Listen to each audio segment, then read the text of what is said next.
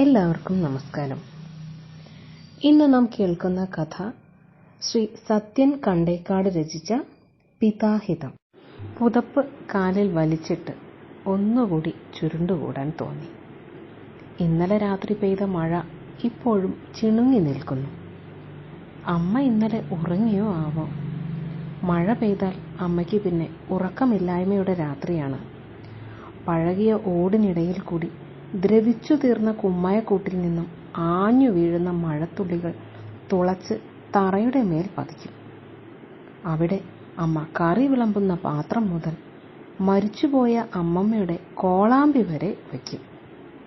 വെള്ളം അതിൽ നിറയുമ്പോൾ അമ്മ മുറ്റത്ത് കളഞ്ഞ് വീണ്ടും കാത്തിരിക്കും.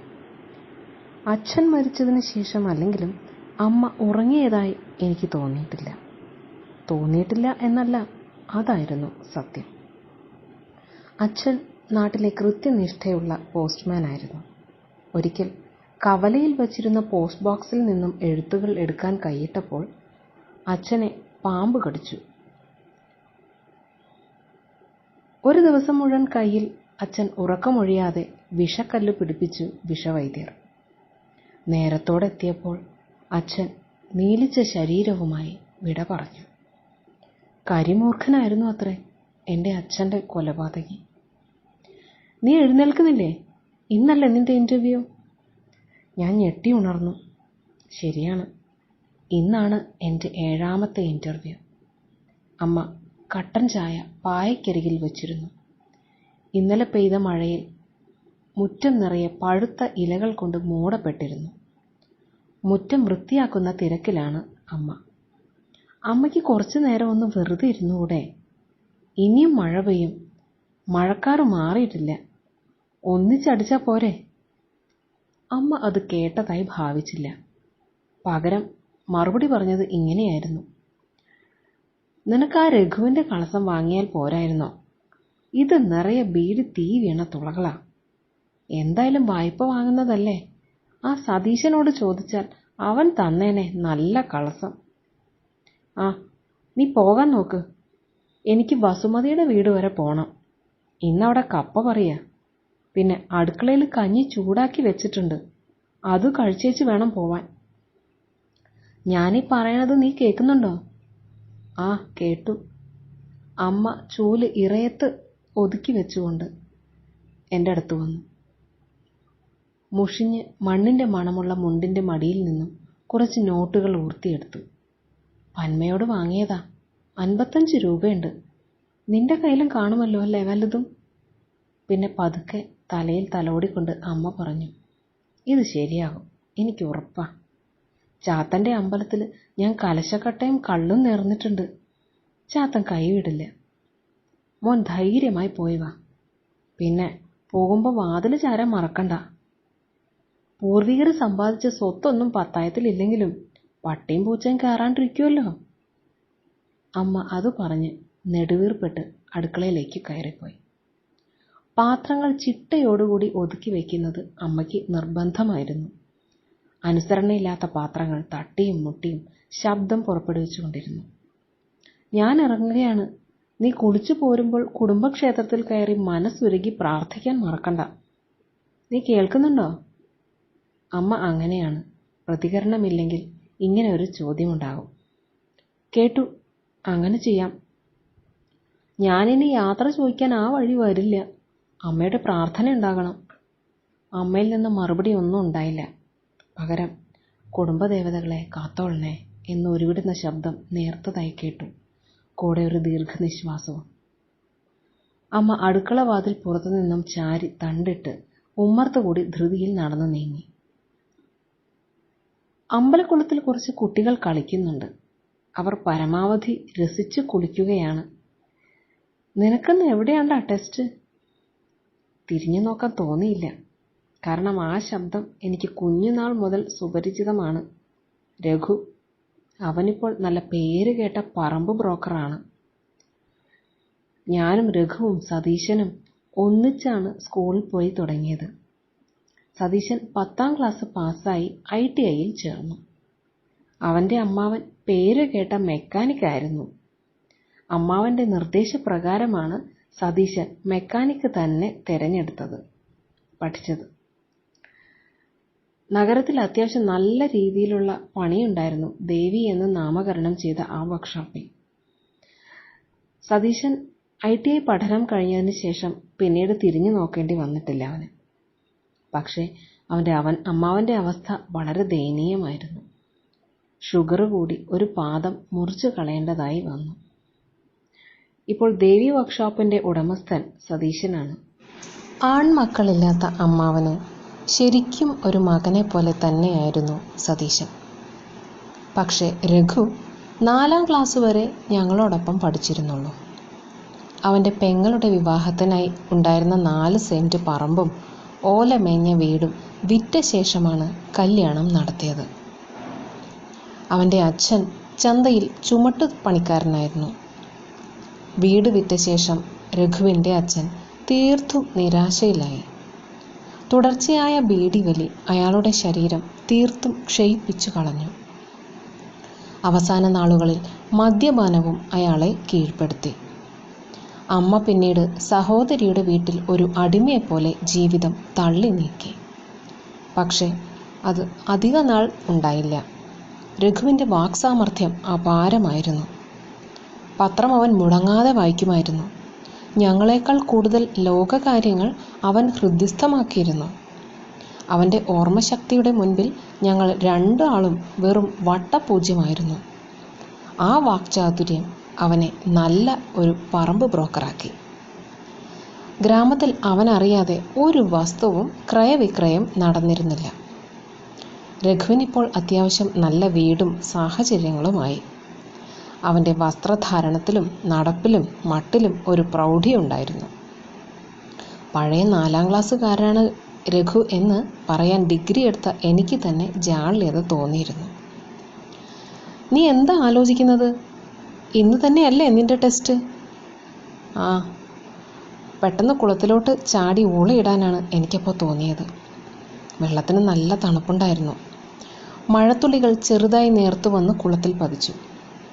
തനിക്ക് തരുന്ന ഇരയാകുമെന്ന് കരുതിയാകണം കുളത്തിലെ മീനുകൾ വെള്ളത്തിന് മുകൾ വശത്ത് വായും പൊളിച്ച് എളിഭീരായി താഴ്ന്നും പൊങ്ങിയും കളിച്ചുകൊണ്ടിരുന്നു. ഒന്ന് കയറിപ്പോടാ പിള്ളരെ, കുളം വെട്ടി കലക്കിയിട്ട് ഇനി ഇവറ്റകൾ കരയ്ക്ക് കയറും. വാസുവേട്ടനാണ്. അമ്പലവും പരിസരവും കൂലിയെ ഗ്രഹിക്കാതെ നോക്കി നടത്തുന്ന വാസുവേട്ടൻ കുളത്തിൽ നിന്ന് കയറാൻ പറഞ്ഞിട്ട് കയറിയില്ലെങ്കിൽ കുട്ടികളുടെ കരയിൽ വെച്ചിട്ടുള്ള വസ്ത്രങ്ങൾ പിന്നെ വാസുവേട്ടൻ എടുത്തുകൊണ്ടുപോയി ആൽത്തറയിൽ വയ്ക്കും. തോർത്തൊടുക്കാതെ ചാടിയ കുട്ടികൾ പിന്നെ പിറന്നപടി ആൽത്തറയിൽ ചെന്ന് വസ്ത്രങ്ങൾ വാങ്ങണം. അതാണ് നിയമം. തനിക്കും പ്രായത്തിൽ പല തവണ ഇങ്ങനെ പോകേണ്ടതായി വന്നിട്ടുണ്ട്. കുട്ടികൾ അനുസരണയോടെ കരയ്ക്ക് കയറി തല തോർത്തി. ഞാനും തല തോർത്തി മുണ്ടെടുത്തു കൊടുത്തു. രഘുവിനോട് യാത്ര പോലും പറയാതെ കുടുംബക്ഷേത്രം ലക്ഷ്യമാക്കി നടന്നു. കുടുംബക്ഷേത്രം എന്ന് പറയാൻ മാത്രം അവശേഷിക്കുന്ന പ്രതീകമായി നിൽക്കുന്നു. കാടും പടലയും പിടിച്ച് പ്രേതാത്മാക്കളുടെ വിഹാരസ്ഥലം പോലെ തോന്നും വിധം എനിക്ക് തോന്നി. പണ്ട് ഈ ക്ഷേത്രം ഇരിക്കുന്നിടത്ത് തറവാട്ടിലെ ഒരു കാരണവരും കുടുംബവുമാണ് താമസിച്ചിരുന്നത്. എൻ്റെ ചെറുപ്രായത്തിൽ നല്ല ഐശ്വര്യമായിരുന്നു. ഒരു ഗതിയും പിടിക്കാതെ ആ കുടുംബം വേറെ എവിടേക്കോ പോയി. ഇപ്പോൾ കാര്യം സാധിക്കാൻ മാത്രം തറവാട്ടിലെ ആളുകളിൽ ചിലർ വിളക്ക് വയ്ക്കും. പേരിന് വർഷത്തിലൊരു കലശവും കഴിഞ്ഞു. പിന്നെ ആരും തിരിഞ്ഞു നോക്കാറില്ലെന്ന് അമ്മ ഇടയ്ക്കിടെ പറയാറുണ്ട്. പക്ഷേ അമ്മയ്ക്ക് നല്ല വിശ്വാസമായിരുന്നു. അമ്മ കിടക്കുമ്പോൾ കുടുംബക്ഷേത്രത്തിലെ ദേവതകളെ പേരെടുത്ത് പ്രാർത്ഥിക്കുന്നത് കൊണ്ടാകും എനിക്കും അവരെ നന്നായി അറിയാം. അവൻ എന്തെങ്കിലും കാര്യം സാധിക്കാനുണ്ടാകും. അതാ ഇങ്ങോട്ടുള്ള എഴുന്നള്ളത്ത്. അമ്പല പരിസരത്ത് താമസിക്കുന്ന വിലാസിനി മരുമകളോട് പറഞ്ഞു ചിരിക്കുന്നത് ഞാൻ വ്യക്തമായി കേട്ടു. അത് ഞാൻ കേട്ടതായി ഭാവിച്ചില്ല. ഒരു കണക്കിന് അത് സത്യവുമായിരുന്നു. എൻ്റെ കാര്യങ്ങൾ നേടാനുള്ള ഒരു അത്താണി മാത്രമായിരുന്നു ദൈവങ്ങൾ. പക്ഷേ വഴിയിൽ പാമ്പുകളുണ്ടോ എന്ന് സൂക്ഷ്മം ശ്രദ്ധിച്ചുകൊണ്ട് ഓരോ ദൈവത്തിൻ്റെ നടയിലും ഞാൻ എൻ്റെ ആവശ്യം അറിയിച്ചു. ഒരു തരം അഭിനയം പോലെ. എത്രയും പെട്ടെന്ന് ഒരുങ്ങി പുറപ്പെടണം. നടത്തത്തിന് വേഗത കൂട്ടി. മഴ തീരെ ശമിച്ചിരുന്നു. എങ്കിലും ആകാശത്ത് ഇപ്പോഴും പെയ്തു തീർക്കാൻ മഴക്കാറുകൾ ബാക്കിയുണ്ട്. എന്തായാലും ഒരു കുട കരുതണം. ഇന്നലെ തന്നെ ആവശ്യമുള്ള സർട്ടിഫിക്കറ്റുകൾ തയ്യാറാക്കി ഫയലിൽ സൂക്ഷിച്ചിട്ടുണ്ട്. കള്ളുഷാപ്പ് കടന്നു വേണം ബസ് സ്റ്റോപ്പിലെത്താൻ. ലത ചേച്ചിയും അളിയനും ഷാപ്പിൽ കറികൾ ഉണ്ടാക്കുന്ന തിരക്കിലായിരിക്കും. എങ്കിലും പോകുന്ന വഴി ചേച്ചിയോടും അളിയനോടും ഒന്ന് പറഞ്ഞിട്ട് പോകാം. ലത ചേച്ചി തന്നെക്കാളും 6 വയസ്സ് മൂത്തതാണ്. ഞങ്ങൾക്ക് രണ്ടാൾക്കുമിടയിൽ ഒരു പെൺകുട്ടി കൂടി ഉണ്ടായിരുന്നു എന്ന് പറഞ്ഞു കേട്ടിട്ടുണ്ട്. പ്രസവത്തോടെ മരിച്ചുപോയത്രേ. ലത ചേച്ചിയുടെ കല്യാണം കഴിഞ്ഞ ശേഷമാണ് അച്ഛൻ മരിച്ചത്. ചേച്ചിക്ക് അധികം പണ്ടം കൊടുത്ത് കെട്ടിച്ചിട്ടില്ലെന്ന് ചേച്ചി ഇടയ്ക്കിടയ്ക്ക് പറയാറുണ്ട്. കള്ളുഷാപ്പിന് മുന്നിലൂടെ ചേച്ചിയും അമ്മയും അക്കരെ കണ്ടത്തിൽ ഞാറു നടാനും കള പറിക്കാനും പോയിരുന്നു. ഒളിഞ്ഞും പാത്തും ഷാപ്പിൽ കറി വയ്ക്കുന്ന അളിയൻ ചേച്ചിയെ കണ്ടിരുന്നു. പിന്നീടത് വിവാഹത്തിൽ അവസാനിക്കുകയായിരുന്നു.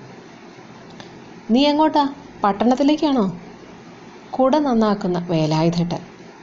ആ, ഒരു കാര്യവുമില്ലാതെ വെറുതെ ഒരു ചോദ്യം. വേലായുധേട്ടൻ ഷാപ്പിലേക്കാണ്.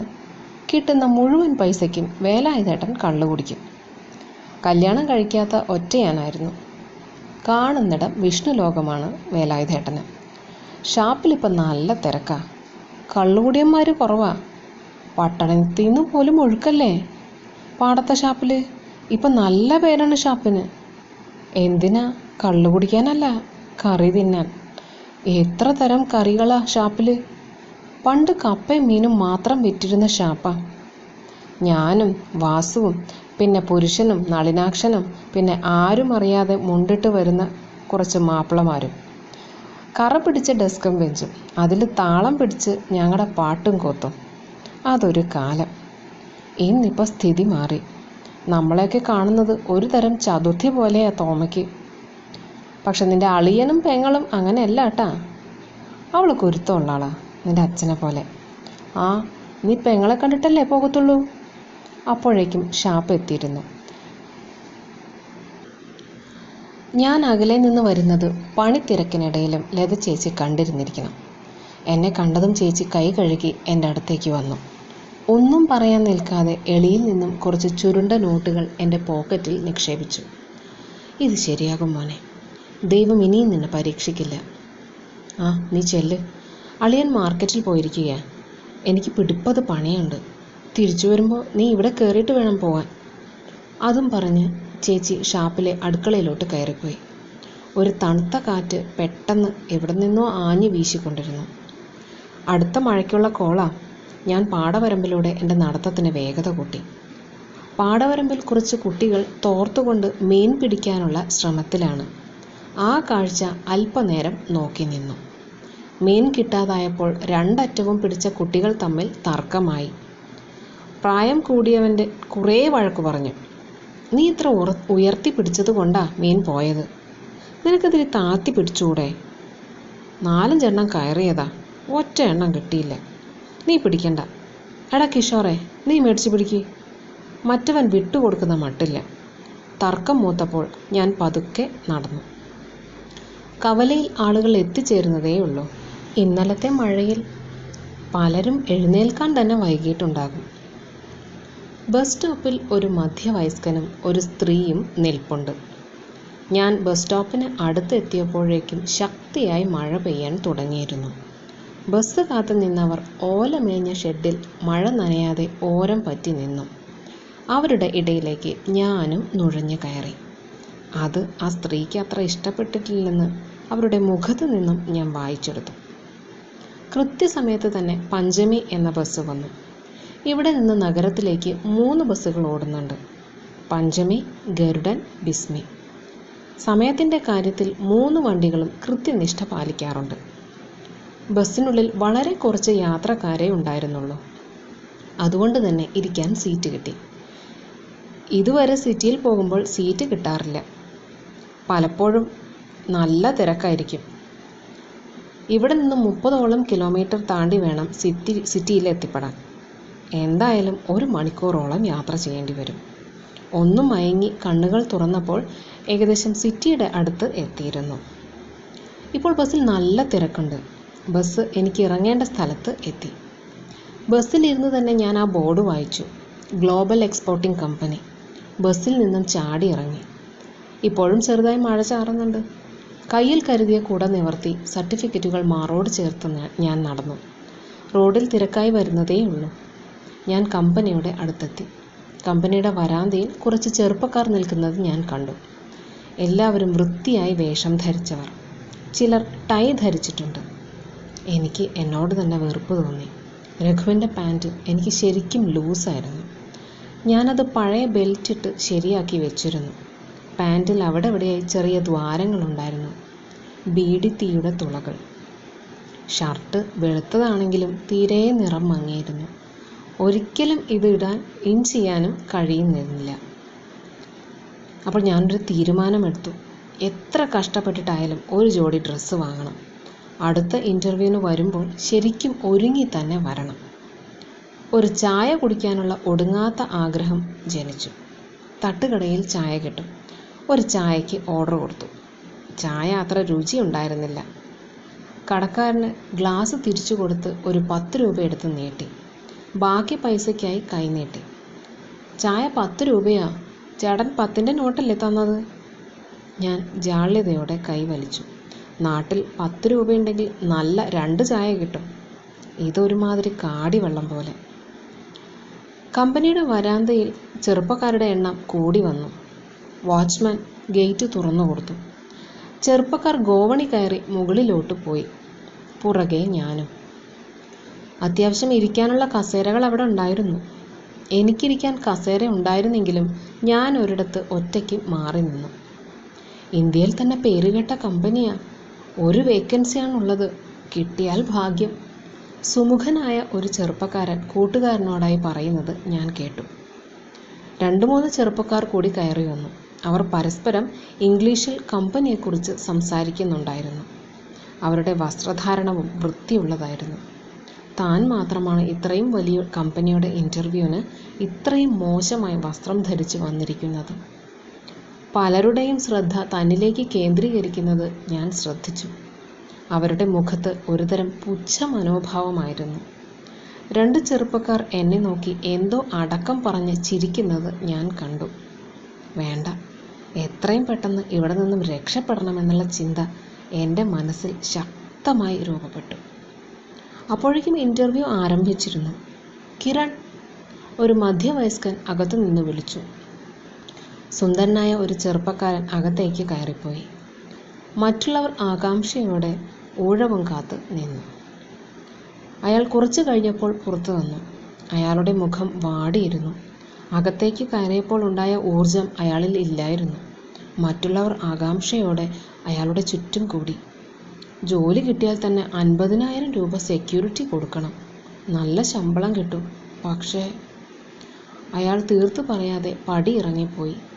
എന്നിൽ ആ വാക്കുകൾ തിരിച്ചു പോകാനുള്ള പ്രേരണയ്ക്ക് ആക്കം കൂട്ടി. തനിക്ക് ഒരിക്കലും ഈ ജോലി കിട്ടാൻ പോകുന്നില്ല. തൻ്റെ രൂപം അതിന് അനുയോജ്യമല്ല. ഇനി കിട്ടിയാലും 50,000 രൂപ ഒരിക്കലും തന്നെ കൊണ്ട് ഉണ്ടാക്കാൻ കഴിയില്ല. ഞാൻ പതുക്കെ തിരിഞ്ഞു പോകാൻ ഇറങ്ങവേ ഇടിവെട്ടും പോലെ ആ വിളി വന്നു. സുരേഷ് കുമാർ.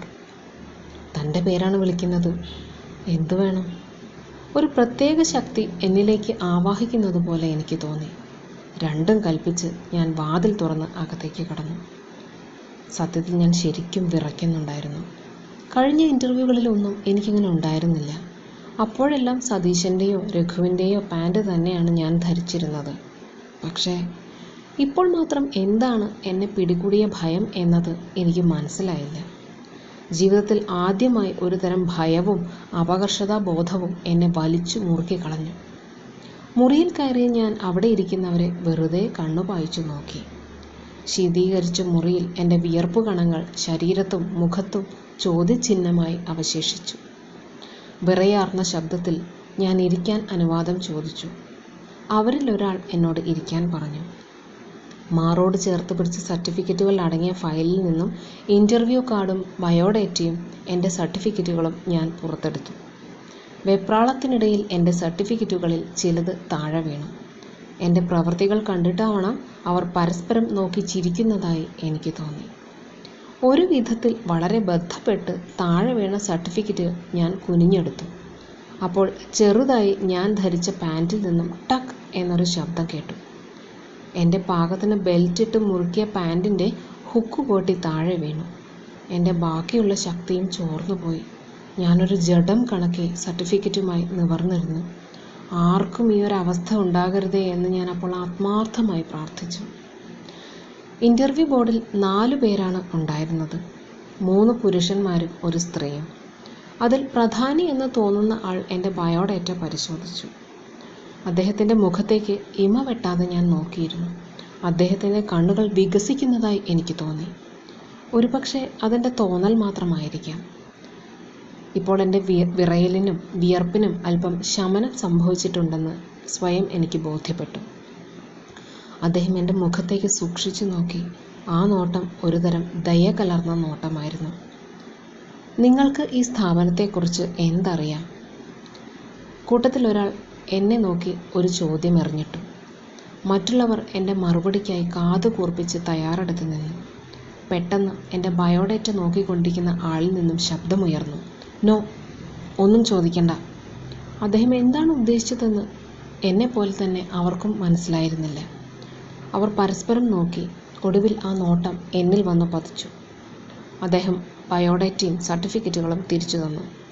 എൻ്റെ സർട്ടിഫിക്കറ്റുകളിൽ ഒന്നിൽ പോലും അദ്ദേഹം നോക്കിയിരുന്നില്ല. എന്നോട് പുറത്തു പോകാൻ അദ്ദേഹം പറഞ്ഞു. എന്താണ് സംഭവിച്ചിരിക്കുന്നത് എന്ന് എനിക്ക് മനസ്സിലായില്ല. ഞാൻ വീണ്ടും വിയർക്കാൻ തുടങ്ങി. എന്താണ് എൻ്റെ ബയോഡേറ്റയിൽ അദ്ദേഹം കണ്ടത്?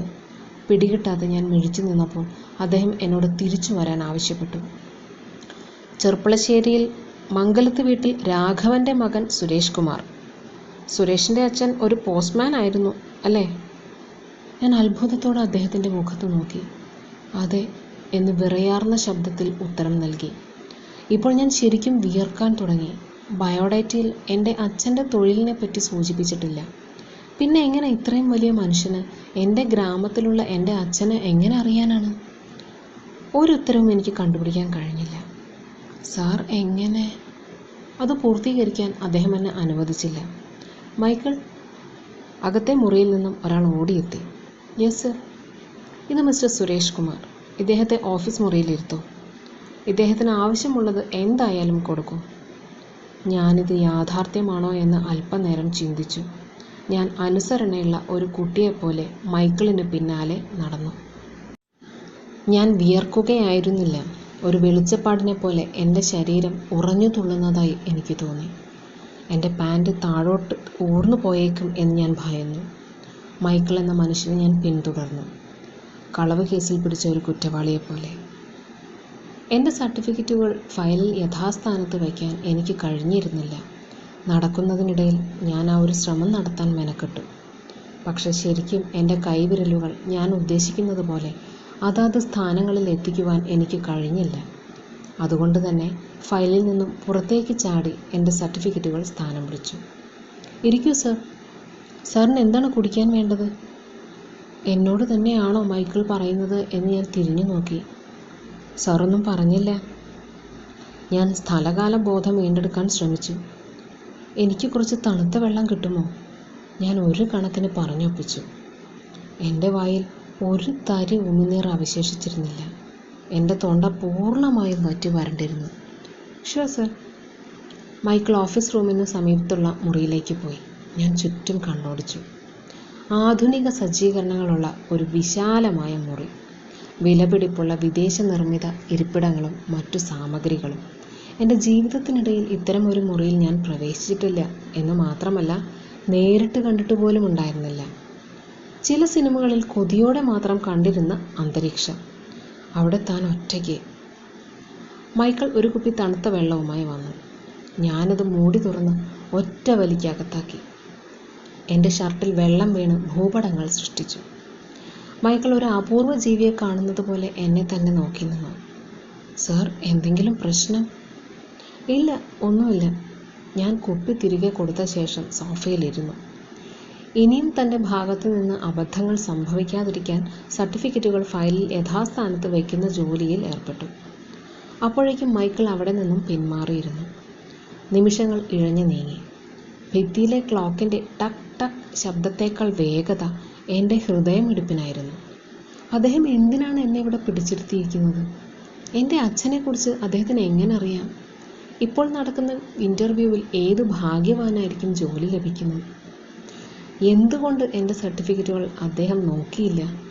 അങ്ങനെ ഒരുപാട് ചോദ്യങ്ങൾ ഉത്തരം കിട്ടാതെ പ്രഹേളിക പോലെ എൻ്റെ മനസ്സിനെ മതിച്ചുകൊണ്ടിരുന്നു. പെട്ടെന്ന് ഓഫീസ് റൂമിൻ്റെ ഡോറ് തുറന്ന് അദ്ദേഹം റൂമിലേക്ക് പ്രവേശിച്ചു. ഞാനൊരു യന്ത്രം കണക്കെ ചാടി എഴുന്നേറ്റു. അദ്ദേഹം എനിക്ക് അഭിമുഖമായി ഒരു സെറ്റിയിലിരുന്നു. എന്നോട് ഇരിക്കാൻ തലകൊണ്ടും കൈകൊണ്ടും ഒരുതരം ആക്ഷൻ കാട്ടി. ഞാൻ മനസ്സില്ലാ മനസ്സോടെ ഇരുന്നു. ശരിക്കും കൂർത്ത ആണിയിൽ ഇരിക്കുന്ന അനുഭവമാണ് എനിക്കുണ്ടായത്. അച്ഛൻ മരിച്ചത് പത്രത്തിലെ ചരമകോളത്തിൽ നിന്നാണ് ഞാൻ അറിഞ്ഞത്. ആ മരണം തികച്ചും അസ്വാഭാവികകരമായിരുന്നു അല്ലേ? പോസ്റ്റ് ബോക്സിൽ പാമ്പ് കയറിയിരിക്കുക. അൺബിലീവബിൾ. എങ്ങനെ സംഭവിച്ചതാണെന്ന് ഞാൻ പലവട്ടം ചിന്തിച്ചിട്ടുണ്ട്. അമ്മ. ഞാൻ ഞെട്ടിത്തരിച്ചു പറഞ്ഞു, ഉണ്ട് സർ. ഞാൻ വീണ്ടും അദ്ദേഹത്തിൻ്റെ മുഖത്തേക്ക് നോക്കി. സഹോദരിക്ക് എത്ര കുട്ടികളുണ്ട്? ഇല്ല സർ, ഇതുവരെ കുട്ടികളായില്ല. കല്യാണം കഴിഞ്ഞിട്ടിപ്പോൾ 5-6 വർഷമായില്ലേ? അതെ സർ. സാറിന് ഇതൊക്കെ പറയാം. അതിനു മുമ്പ് നമുക്കൊരിടം വരെ പോകാം. അദ്ദേഹം സെറ്റിൽ നിന്നും എഴുന്നേറ്റു. മൈക്കിൾ അപ്പോഴേക്കും അവിടേക്ക് ഒരു ബ്രീഫ് കേസുമായി വന്നു. അദ്ദേഹം മുൻപിൽ നടന്നു. പുറകെ മൈക്കിളും. അതിനു പുറകെ ഒരു ചലിക്കുന്ന പ്രതിമ കണക്കെ ഞാനും. ലിഫ്റ്റ് ഇറങ്ങി കാർ പാർക്കിനടുത്ത് സ്ഥാനം തെറ്റാതെ ഞങ്ങൾ 3 പേരും നടന്നു. അവിടെ പാർക്ക് ചെയ്തിരുന്ന വിദേശ നിർമ്മിത ആഡംബര കാറിൻ്റെ ഡോർ മൈക്കിൾ സ്ഥാനം തെറ്റിച്ച് തുറന്നു കൊടുത്തു.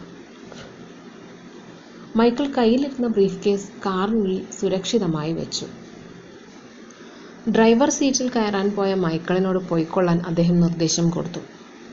എന്തു ചെയ്യണമെന്നറിയാതെ എനിക്ക് ഉത്തരമായി അദ്ദേഹം മുൻ സീറ്റിലെ ഡോർ തുറന്നു തന്നു. വിറയാർന്ന കാൽപാദങ്ങളോടെ ഞാൻ കാറിനുള്ളിലേക്ക് കയറി. കാറിൽ നിന്നും ഒരു പ്രത്യേക സുഗന്ധവും തണുപ്പും അരിച്ചിറങ്ങി. അദ്ദേഹത്തിൻ്റെ അടുത്ത സീറ്റിൽ ഇരുന്നു കൊണ്ട് അദ്ദേഹം കാർ മുന്നോട്ടെടുത്തു. ആ പഴയ വിറയൽ എന്നെ വീണ്ടും പിടികൂടി. കാറിനുള്ളിലെ തണുപ്പ് എൻ്റെ വിറയലിനെ ശമിപ്പിക്കാൻ കഴിഞ്ഞില്ല. ഞാൻ വെട്ടി വിയർക്കാൻ തുടങ്ങി. ഒരു സ്വപ്ന ലോകത്തിലെ സഞ്ചാരിയെപ്പോലെ ഞാൻ ആ കാറിൽ അമർന്നിരുന്നു. അദ്ദേഹം എന്നെ ശ്രദ്ധിക്കുന്നുണ്ടായിരുന്നില്ല.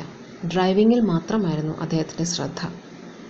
കാറിലിരുന്ന് പുറം ദൃശ്യങ്ങൾ കാണുവാനുള്ള ഒരു മാനസികാവസ്ഥയിലായിരുന്നില്ല ഞാൻ. ഏകദേശം 2-2.5 കിലോമീറ്റർ താണ്ടിയപ്പോഴേക്കും ഒരു വലിയ ഗേറ്റിന് മുൻപിൽ അദ്ദേഹം കാർ നിർത്തി. വാച്ച്മാൻ വന്ന് ഗേറ്റ് തുറന്നു. ഗേറ്റ് കടന്ന കാറിലിരുന്ന് ഞാൻ ആ കാഴ്ചകൾ കണ്ടു. പച്ച വിരിച്ച പുൽത്തകിടിയുടെ ഒത്ത നടുവിലൂടെ കാറ് പോയിക്കൊണ്ടിരുന്നു. തകിടികളിൽ പലയിടത്തും പലതരത്തിലുള്ള മനോഹരമായ സ്ത്രീയുടെ പ്രതിമകൾ. അവയുടെ കയ്യിൽ ഒരു കുടമുണ്ടായിരുന്നു. ആ കുടത്തിൽ നിന്ന് കവിഞ്ഞു ഒഴുകുന്ന വെള്ളം പുൽത്തകിടിയിൽ ചിതറി വീണുകൊണ്ടിരുന്നു. കാറ് സാവധാനം പോയതിനാൽ എനിക്ക് ആ കാഴ്ച നന്നായി ആസ്വദിക്കാൻ കഴിഞ്ഞിരുന്നു. എന്നെ വിസ്മയിപ്പിച്ചുകൊണ്ട് കൊട്ടാര സദൃശ്യമായ ബംഗ്ലാവിൻ്റെ പോർച്ചിൽ കാർ നിന്നു. ഒരു സെക്യൂരിറ്റി ഓടി വന്ന് കാറിൻ്റെ ഡോറ് തുറന്നു. അദ്ദേഹം കാറിൽ നിന്ന് സ്യൂട്ട് കേസും എടുത്തുകൊണ്ട് എന്നോട് ഇറങ്ങാൻ പറഞ്ഞു. ആദ്യമായി സ്കൂളിൽ പഠിക്കാൻ ചെല്ലുന്ന ഒരു കുട്ടിയുടെ അവസ്ഥയായിരുന്നു എനിക്ക്. എൻ്റെ സപ്തനാഡികളും തളർന്നു പോകുമോ എന്ന് ഞാൻ ഭയന്നു. വരൂ, അദ്ദേഹം പറഞ്ഞു. ഞാൻ ഒരു അനുസരണയുള്ള കൊച്ചുകുട്ടിയെപ്പോലെ അദ്ദേഹത്തെ അനുഗമിച്ചു. ചരിത്ര സിനിമകളിൽ കാണുന്ന രാജകൊട്ടാരത്തിൻ്റെ ദർബാർ ഹാൾ പോലെയായിരുന്നു സ്വീകരണ മുറി. ഞാനൊരു അത്ഭുത ലോകത്തിൽ അകപ്പെട്ടതുപോലെ തോന്നി. അദ്ദേഹം ഇരിക്കാൻ പറഞ്ഞു. മനസ്സില്ലാ മനസ്സോടെ ഞാനൊരു രാജസിംഹാസനം പോലുള്ള കസേരയിൽ മടിച്ചു ഇരുന്നു. ശാരീരികമായും മാനസികമായും ഞാൻ തളർന്നു പോയിരുന്നു. അതുപോലെ തന്നെ ഞാൻ ധരിച്ചിരുന്ന പാൻറ്റും അരയ്ക്ക് താഴോട്ട് വീണു പോകുമോ എന്ന് ഞാൻ ഭയപ്പെട്ടു. ഞാൻ അറിയാതെ തന്നെ യാന്ത്രികമായി ഒരു കൈ അതിന് സുരക്ഷ കൊടുത്തിരുന്നു. ഗോവണി ഇറങ്ങി കുലീനത്വം നിറഞ്ഞ ഒരു സ്ത്രീ ഇറങ്ങി വന്നു. അവരുടെ ശരീരത്തിൽ താലിമാലയല്ലാതെ മറ്റ് ആഭരണങ്ങളൊന്നും ഉണ്ടായിരുന്നില്ല. സീമന്തരേഖയിലെ സിന്ദൂരം വളരെ വലുതായി തന്നെ ചാർത്തിയിരുന്നു. അവർ താഴെ ഇറങ്ങി വന്നപ്പോൾ ഞാൻ ചാടി എഴുന്നേറ്റു. അദ്ദേഹത്തിൻ്റെ അടുത്തായി ആ സ്ത്രീ ഇരുന്നു. അദ്ദേഹത്തിൻ്റെ ഭാര്യയായിരിക്കുമെന്ന് ഒറ്റ നോട്ടത്തിൽ ഞാൻ മനസ്സിലാക്കി. ചോദ്യഭാവത്തിൽ എന്നെ നോക്കി അവർ പുഞ്ചിരിച്ചു. ഞാൻ ആ കസേരയിൽ ആരും പറയാതെ തന്നെ ഇരുന്നു. മീരയ്ക്ക് മനസ്സിലായോ ഇതാരാണെന്ന്? ചെർപ്പളശ്ശേരി മംഗലത്ത് വീട്ടിൽ രാഘവൻ എന്ന് കേട്ടിട്ടുണ്ടോ? അയ്യോ, ഉണ്ടോ എന്നോ? ആ സ്ത്രീ ചാടി എഴുന്നേറ്റു. ഞാനപ്പോൾ ശരിക്കും അമ്പരന്നു. അദ്ദേഹത്തിൻ്റെ മകൻ മിസ്റ്റർ സുരേഷ് കുമാർ. അദ്ദേഹം പറഞ്ഞ് അവസാനിപ്പിക്കുന്നതിന് മുൻപ് തന്നെ ആ സ്ത്രീ ഞാൻ ഇരിക്കുന്നിടത്തേക്ക് അടുത്തു വന്നു. അവരുടെ മുഖം സന്തോഷം കൊണ്ട് വികസിച്ചു. പക്ഷെ ഞാൻ മാത്രം ഒരു വിഡ്ഢിയെപ്പോലെ കണ്ണുമിഴിച്ച് അവിടെ തന്നെ ഇരുന്നു. അപ്പോഴേക്കും 2 ഗ്ലാസ്സിൽ ഒരുതരം പാനീയവുമായി ഒരു സ്ത്രീ കടന്നു വന്നു. അദ്ദേഹത്തിൻ്റെ ഭാര്യ വേഗം ആ 2 ഗ്ലാസ്സുകളും ട്രേയിൽ നിന്ന് എടുത്തു. ആദ്യം എനിക്കും പിന്നീട് അദ്ദേഹത്തിനും നൽകി. ആ ഗ്ലാസ് വാങ്ങുമ്പോൾ അത് താഴെ വീഴുമെന്ന് ഞാൻ ഭയപ്പെട്ടു. ശരിക്കും എൻ്റെ ശരീരം വിറയ്ക്കുകയായിരുന്നു. ഞാനത് ഒരു വിധത്തിൽ വാങ്ങി സാവധാനം കുടിച്ചു. ഓഫീസ് മുറിയിൽ വെച്ച് വെള്ളം കുടിച്ച അനുഭവം എൻ്റെ ഓർമ്മയിൽ തെളിഞ്ഞു വന്നു. ഗ്ലാസ് തിരികെ ഏൽപ്പിക്കുന്നതിന് പകരം ഞാനത് ടീപ്പോയിൽ വെച്ചു. ഇനിയും മിസ്റ്റർ സുരേഷിനെ ഞാൻ മുൾമുനയിൽ നിർത്തുന്നില്ല. രാഘവേട്ടന് അദ്ദേഹത്തിൻ്റെ കുടുംബം അറിയാത്ത ഒരു രഹസ്യമുണ്ട്. അത് പറഞ്ഞപ്പോൾ ഞാൻ 2 ചെവിയും കൂർപ്പിച്ച് കസേരയിൽ ചെരിഞ്ഞിരുന്നു. എൻ്റെ കുടുംബത്തിനും രാഘവേട്ടൻ്റെ കുടുംബത്തിനും മാത്രം അറിയാവുന്ന ഒരു രഹസ്യം. അത് പറഞ്ഞ ശേഷം അദ്ദേഹം അടുത്ത മുറിയിലേക്ക് പോയി. ഞാൻ ആകാംക്ഷയോടെ അദ്ദേഹത്തെ നോക്കിയിരുന്നു. ഒരു ഫയലുമായി അദ്ദേഹം തിരിച്ചെത്തി.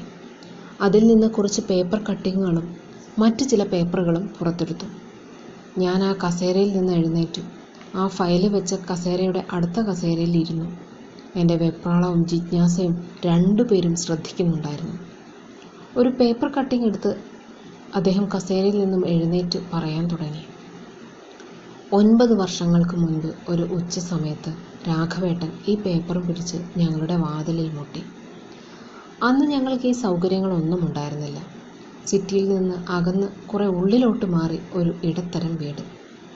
ഞാനും മീരയും വാതിൽ തുറന്നപ്പോൾ കണ്ടത് വസ്ത്രങ്ങളെല്ലാം വിയർപ്പിൽ കുതിർന്ന് ഒരു അപരിചിതൻ.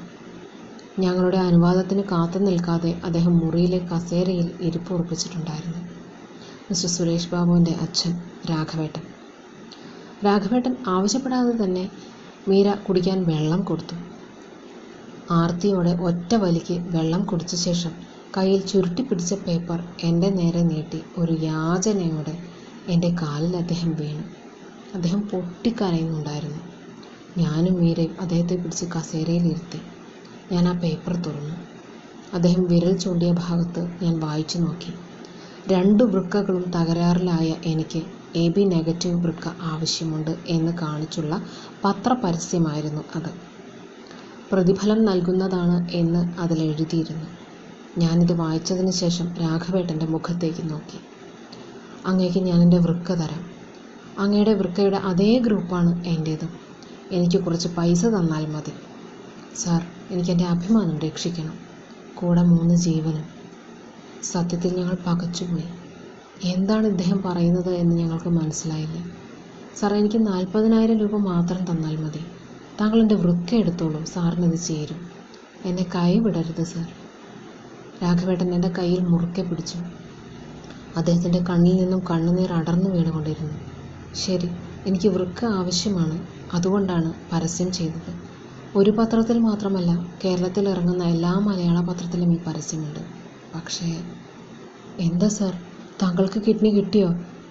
നിരാശ കലർന്ന ഒരുതരം ദയനീയ സ്വരമായിരുന്നു രാഘവേട്ടൻ്റേത്. ആ ദയനീയ മുഖം ഞാൻ ഇന്നും ഓർക്കുന്നു. പക്ഷേ എന്താണ് നിങ്ങളുടെ പ്രശ്നം? എന്താണ് ഈ 40,000-ൻ്റെ കണക്ക്? ഞാൻ എല്ലാം പറയാം സാർ.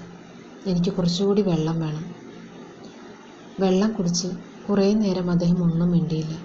കുറച്ച് സമയങ്ങൾക്ക് ശേഷം അദ്ദേഹം ആ സംഭവം പറഞ്ഞു.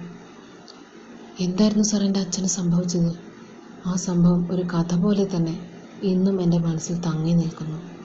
പോസ്റ്റ്മാനായ രാഘവേട്ടൻ്റെ സൈക്കിൾ ഇവിടെ വരുന്നതിന് 2 ദിവസം മുൻപ് കളവ് പോയി. ആ സൈക്കിൾ പെട്ടിയിൽ മേൽവിലാസക്കാർക്ക് കൊടുക്കേണ്ട മണി ഓർഡറും പൈസയും പെൻഷൻ തുകയും ഉണ്ടായിരുന്നു. 40,000 രൂപ. സൈക്കിൾ അന്വേഷിച്ച് ഒരു രാവും പകലും ആ ഗ്രാമം മുഴുവൻ ഒരു ഭ്രാന്തനെ പോലെ അദ്ദേഹം അലഞ്ഞു.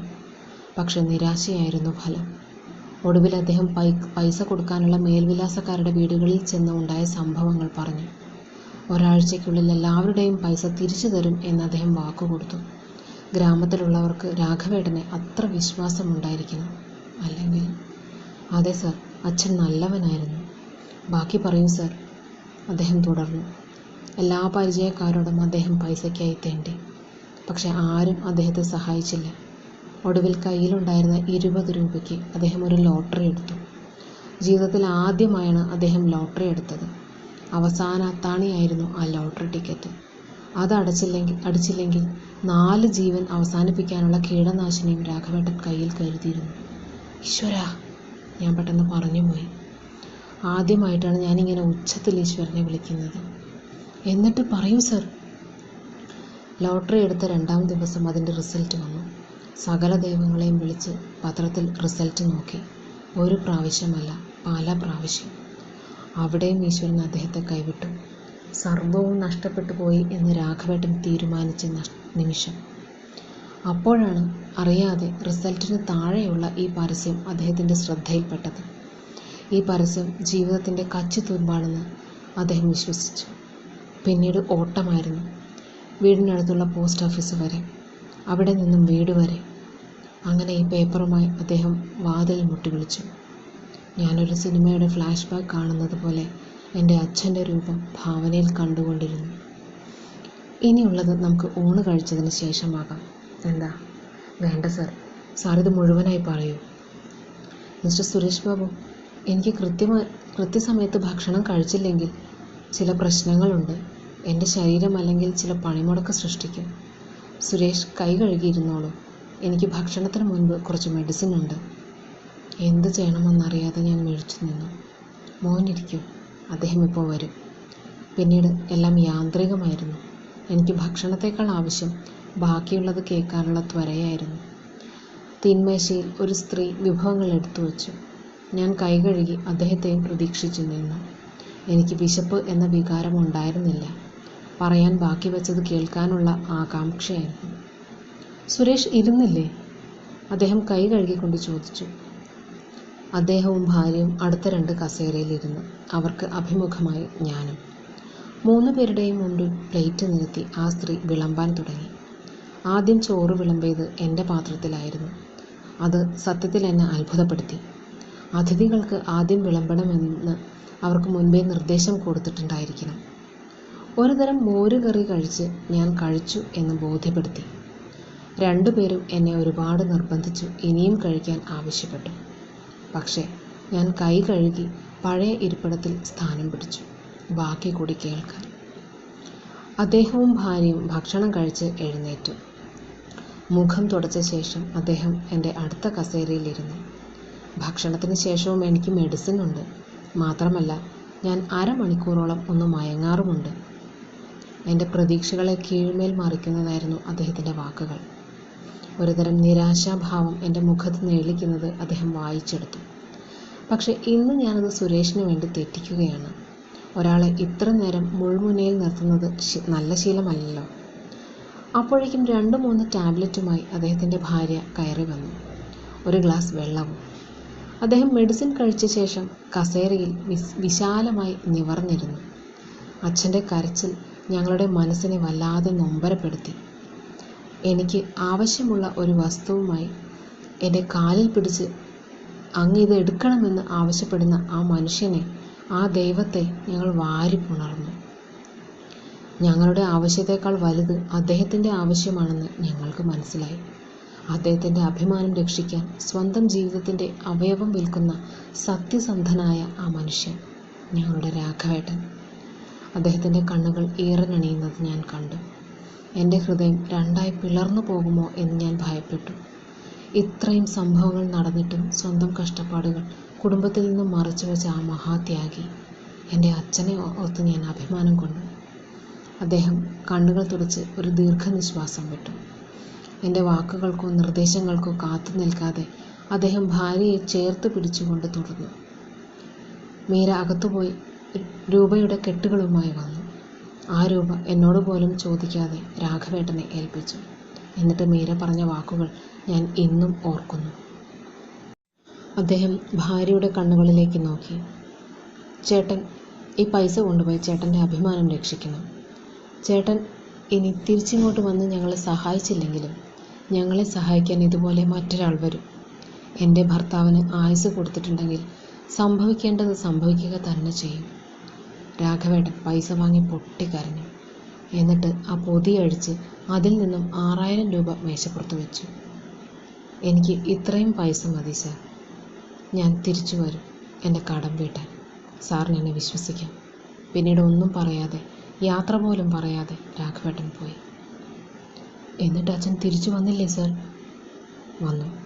വരിക മാത്രമല്ല, വൃക്ക ദാനം ചെയ്യാൻ സമ്മതമാണെന്ന് ഭാര്യയുടെ കൂടി അനുവാദം കൊടുത്ത ഒരു സമ്മതപത്രവുമായി 2 ദിവസങ്ങൾക്ക് ശേഷം രാഘവേട്ടൻ തിരികെ വന്നു.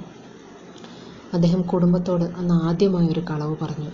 പ്രൊമോഷൻ കിട്ടുവാൻ മദ്രാസിൽ ഒരു ട്രെയിനിങ് ഉണ്ടെന്നും 1 മാസം കഴിഞ്ഞ് തിരിച്ചു വരികയുള്ളെന്നും.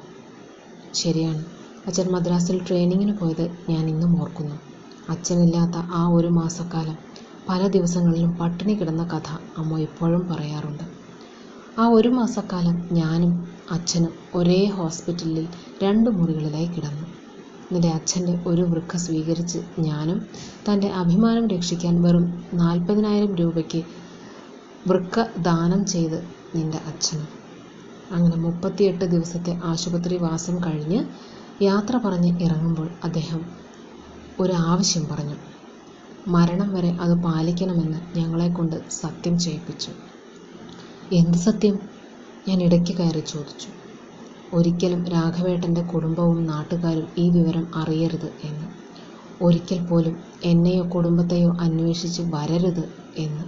പക്ഷേ അദ്ദേഹം വിതുമ്പി. അദ്ദേഹത്തിൻ്റെ കണ്ണിൽ നിന്നും കണ്ണുനീർ താഴെ തുള്ളി പതിച്ചു. അദ്ദേഹം മരിച്ചപ്പോൾ എനിക്ക് ജീവൻ തന്ന അദ്ദേഹത്തെ ഒന്ന് കാണാൻ ഞാൻ കൊതിച്ചു. പക്ഷെ ഞങ്ങൾ അവിടെ പോയാൽ അദ്ദേഹത്തിൻ്റെ ആത്മാവിനോട് കാണിക്കുന്ന നീതികേടാകും എന്ന് ഞങ്ങൾക്ക് തോന്നി. അദ്ദേഹം ഒന്ന് വിതുമ്പി. ഒരു മനുഷ്യൻ്റെ സത്യസന്ധമായ കണ്ണുനീർ. വീണ്ടും അദ്ദേഹം തുടർന്നു. ആശുപത്രിയിൽ നിന്ന് അദ്ദേഹം തിരിച്ചു പോകുമ്പോൾ കുറച്ച് പണം ഞങ്ങൾ രാഘവേട്ടന് കൊടുത്തു. പക്ഷേ സ്നേഹപൂർവ്വം അദ്ദേഹം അത് നിരസിച്ചു. കഴിയുമെങ്കിൽ എനിക്ക് കിട്ടുന്ന 1 മാസത്തെ ശമ്പളം തന്നാൽ ഞാൻ സ്വീകരിക്കുമെന്ന് പറഞ്ഞ് അതിൽ നിന്നും എണ്ണി തിട്ടപ്പെടുത്തി അദ്ദേഹം ആ ശമ്പളം മാത്രം എടുത്ത് തിരിച്ചുപോയി. പിന്നീട് ഒരിക്കലും ഞങ്ങൾ അദ്ദേഹത്തെ കണ്ടിട്ടില്ല. കാണാൻ ഞങ്ങളും ശ്രമിച്ചില്ല. കാരണം അദ്ദേഹത്തിൻ്റെ സത്യത്തെ ഞങ്ങൾ ഭയന്നു. പിന്നീട് പത്രത്തിൽ കൂടി മരണവാർത്ത അറിഞ്ഞു. അദ്ദേഹം എഴുന്നേറ്റ് നടന്നു. ആരും കാണാതെ കണ്ണുനീർ തുടച്ചു. എന്നിട്ട് വിക്കി അദ്ദേഹം വാക്കുകൾ പുറത്തുവിട്ടു. ശരിക്കും പശ്ചാത്താപം കാരണം അദ്ദേഹത്തിൻ്റെ മനസ്സ് വേട്ടയാടിയിരിക്കണം. പക്ഷേ അച്ഛൻ്റെ ശപഥം അദ്ദേഹത്തെ നിസ്സഹായനാക്കി മാറ്റി. അച്ഛൻ്റെ മരണത്തോടെ അനാഥമായ കുടുംബത്തെ സംരക്ഷിക്കാൻ ഞങ്ങൾ പലവട്ടം ശ്രമിച്ചു. പക്ഷേ അദ്ദേഹം വിതുമ്പിക്കൊണ്ടിരുന്നു. പിന്നീട് 1 വർഷക്കാലത്തിന് ശേഷം ഞാൻ സാധാരണ ജീവിതത്തിലേക്ക് തിരിച്ചു വന്നു. കമ്പനിയുടെ കാര്യങ്ങൾ ശ്രദ്ധിച്ചു. കമ്പനിയുടെ വളർച്ച അതിവേഗമായിരുന്നു. കഴിഞ്ഞ 8 വർഷത്തിനിടയിൽ ഇന്ത്യയിൽ എല്ലാ സംസ്ഥാനത്തും കമ്പനിക്ക് ബ്രാഞ്ചുകളായി. കേരളത്തിൽ തന്നെ 4 ബ്രാഞ്ചുകൾ, അങ്ങനെ 21 ബ്രാഞ്ചുകൾ. പക്ഷേ നിങ്ങളെ ഒരിക്കലെങ്കിലും കണ്ടുമുട്ടാൻ കഴിഞ്ഞിരുന്നെങ്കിൽ എന്ന് ഞങ്ങൾ ആത്മാർത്ഥമായും ആഗ്രഹിച്ചു. അച്ഛനോടുള്ള കടം വീട്ടാനല്ല. ആ കടം വീട്ടാൻ ഒരിക്കലും ആ കടം വീടില്ലെന്നറിയാം. എൻ്റെ ശരീരത്തിൽ ജീവൻ തുടിക്കുന്ന കാലം വരെ അതുണ്ടാകും. കാരണം നിൻ്റെ അച്ഛൻ്റെ പകുതി ജീവനാണ് ഈ ശരീരത്തിലൂടെ സ്പന്ദിക്കുന്നത്. ഈശ്വര, എൻ്റെ മരണത്തിന് മുൻപ് രാഘവേട്ടൻ്റെ മകനെ ഏതെങ്കിലും ഒരു സമയത്ത് കണ്ടുമുട്ടണം എന്ന് ഞാൻ പ്രാർത്ഥിച്ചിരുന്നു. അദ്ദേഹം എൻ്റെ അടുത്തേക്ക് വന്നു എന്നെ ചേർത്ത് നിർത്തി. എനിക്കെന്നെ നിയന്ത്രിക്കാൻ കഴിഞ്ഞില്ല. ഞാൻ പൊട്ടിക്കരഞ്ഞു. അദ്ദേഹത്തിൻ്റെ ഭാര്യ എൻ്റെ മുടിയിൽ തലോടി. ചെറുപ്പത്തിൽ എൻ്റെ അമ്മ തഴുകും പോലെ. എനിക്ക് കരച്ചിലടക്കാൻ കഴിഞ്ഞില്ല. ഒടുവിൽ ഞാൻ എല്ലാം മറന്ന് അദ്ദേഹത്തിൻ്റെ വട്ടം പിടിച്ച് കെട്ടിപ്പിടിച്ചു. അദ്ദേഹം എന്നെ മാറോട് ചേർത്ത് പിടിച്ചു പറഞ്ഞു, നിൻ്റെ അച്ഛൻ ദാനം തന്ന ജീവിതമാണിത്. നിൻ്റെ അച്ഛൻ്റെ ജീവനാണിത്. അപ്പോൾ എനിക്ക് നീ മകനാണ്, ഞങ്ങളുടെ മകൻ. അദ്ദേഹം എന്നെ മുറുകെ വാരിപ്പുണർന്നു. ഒരു അച്ഛൻ്റെ തലോടൽ ഞാൻ വീണ്ടും അനുഭവിച്ചു. ഞാൻ എന്നെ തന്നെ മറന്നു. രഘുവിൻ്റെ ലൂസായ പാൻറ് മറന്നു. മഴയത്ത് കുമ്മായക്കട്ട ഇളകി ഇടത്തു നിന്നും മഴത്തുള്ളി വീഴുന്ന മുറി മറന്നു. പാടവരമ്പും നടവഴിയും അമ്പലക്കുളവും ആൽത്തറയും കുടുംബക്ഷേത്രവും വീഴാറായ കവലയിലെ ബസ് സ്റ്റോപ്പും മറന്നു. കൊണ്ടുവന്ന സർട്ടിഫിക്കറ്റുകളും കുടയും മറന്നു. കള്ളുഷാപ്പും ലതച്ചേച്ചിയെയും മറന്നു. എല്ലാം മറന്നു. ഇപ്പോൾ ഞാൻ എൻ്റെ അച്ഛൻ ചെർപ്പുളശ്ശേരി മംഗലത്ത് വീട്ടിൽ രാഘവൻ്റെ നെഞ്ചിൽ അമരുകയാണ്. ഞാൻ വേറെ എവിടെയോ ആണ്. അദ്ദേഹത്തിൻ്റെ പിടി സാവധാനം അയഞ്ഞു.